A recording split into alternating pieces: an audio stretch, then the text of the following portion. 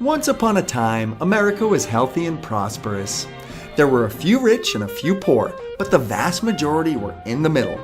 A mailman could buy a home, provide for his wife and 3 kids, and maybe even send them to college. The schools were good and the streets were safe. The American people believed in the future and paid taxes to keep the country running.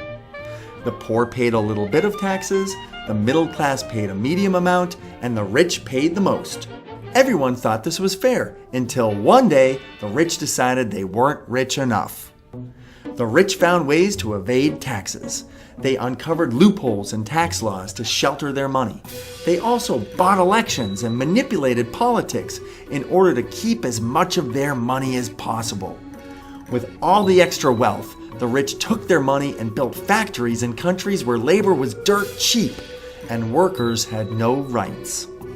As the rich grew richer, the American workforce lost power.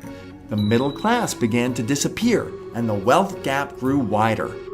In order to keep the American people in line, the rich bought newspapers, TV, radio stations, and broadcasted the message that this was all for the better interest of the people and that money would trickle down.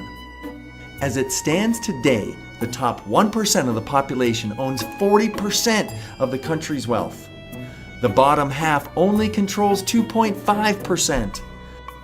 A CEO earns 400 times what the average employee earns, which means that it takes an employee 50 days to earn what the CEO earns in 1 hour. How can Mr. Mailman support his family now? Is there no alternative?